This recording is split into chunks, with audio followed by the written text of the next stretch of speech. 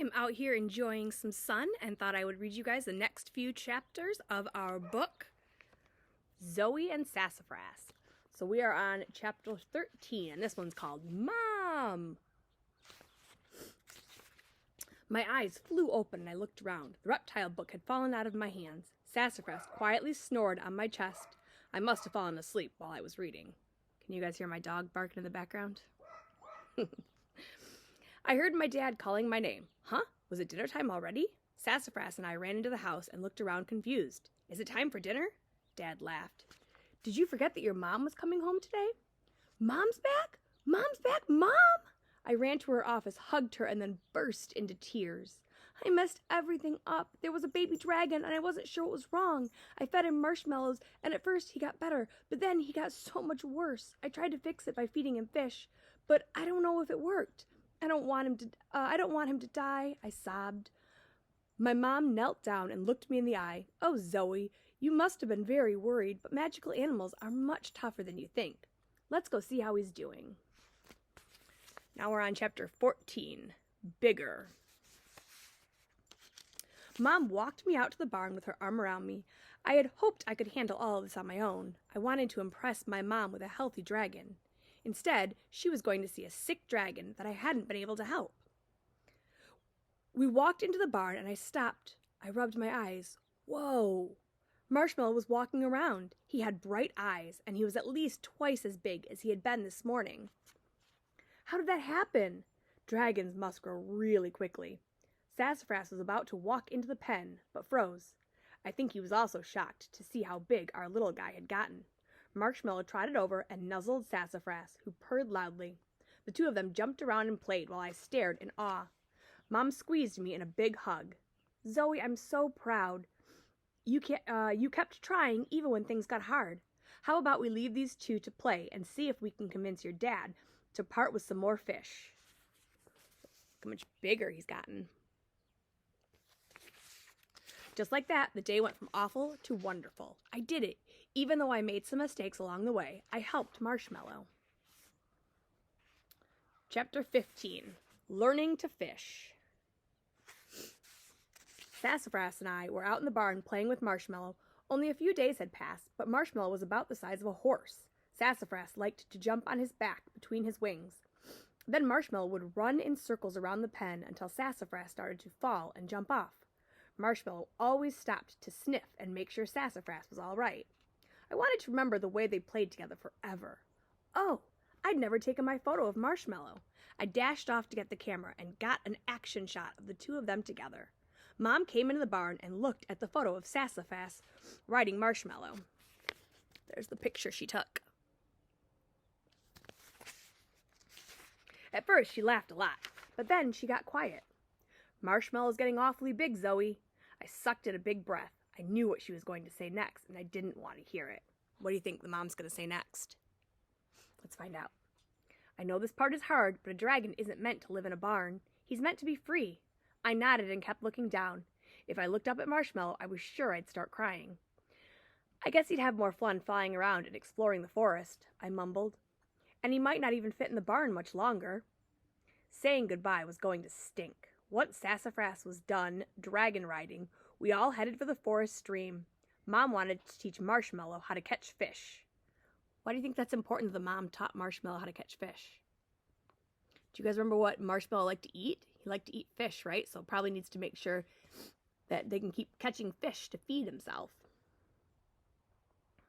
When we got to the stream, Marshmallow seemed nervous. Rather than check out the stream, he snuggled up behind me and put his big head on my shoulder.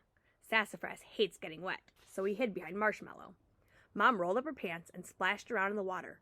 Marshmallow, the stream won't hurt you. It's really fun. See? After a few minutes, Marshmallow's curiosity got the best of him. He joined her in the water.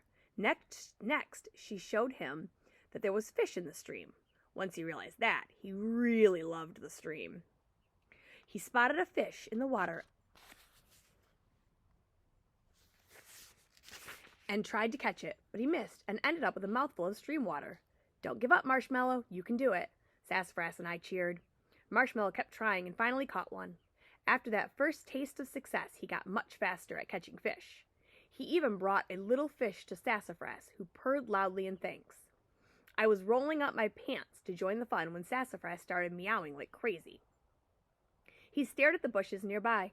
I stood very still and watched. A blue dragon head slowly peeped out of the bushes. It looked about the same size as Marshmallow. "Come on, sweet girl," I cooed. The dragon kept her eyes on me as she took a few small steps forward.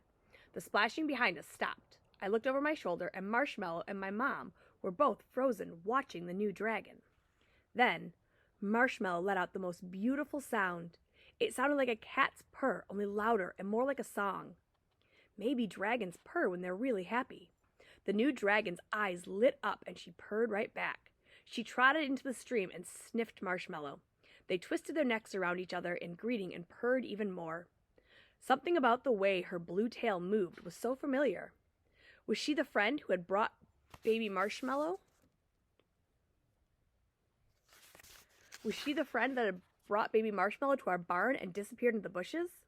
The blue dragon took a few steps towards the forest. She looked back and called out to Marshmallow.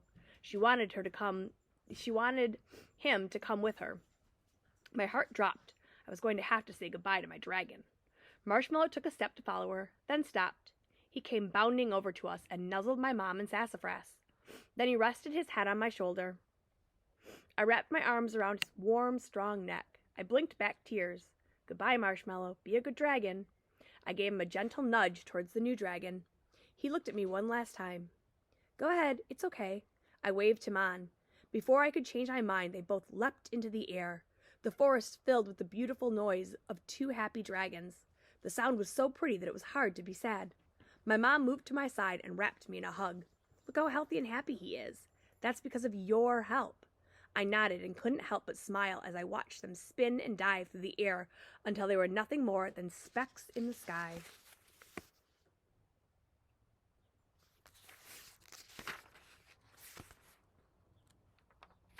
Well, there's only one chapter left, and it's just a few pages, so I'm going to finish the book. Chapter 16. Smoke? I cleaned out Marshmallow's pen while Sassafras watched. It looked so empty without our little dragon bounding around. Even Sassafras was mopey. We all really missed Marshmallow. I sniffed back another wave of tears. Wait a minute. I sniffed again. "Do you smell smoke, Sassafras? Where's it coming from?" Where do you guys think the smoke's coming from? The smell?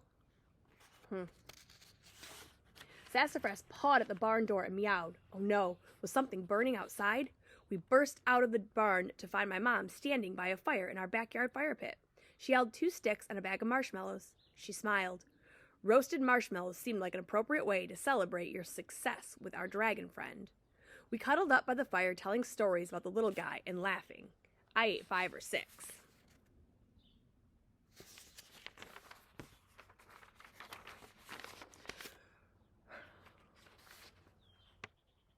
I ate 5 or 6 marshmallows and went to grab another one. But then I remembered how Marshmallow felt after eating the plate of marshmallows. Do you guys remember how Marshmallow, the dragon, felt? He started feeling really sick after eating too many marshmallows, didn't he? So Zoey probably doesn't want to feel really sick. I set my roasting stick down and just enjoyed the fire. I'd skip the stomachache. After we headed in for the night, I went to my bedroom. Sassafras jumped up on my desk and nosed at my science notebook. It fell open to the next blank page. I laughed and snuggled him up. "Oh, Sassafras, I know how you feel. I can't wait to meet our next magical friend either." Well, I hope there's another one. That'd be exciting to meet a new magical friend. If you look at the very back, there's what they call a glossary. And glossaries help us with words that we don't know the meaning of.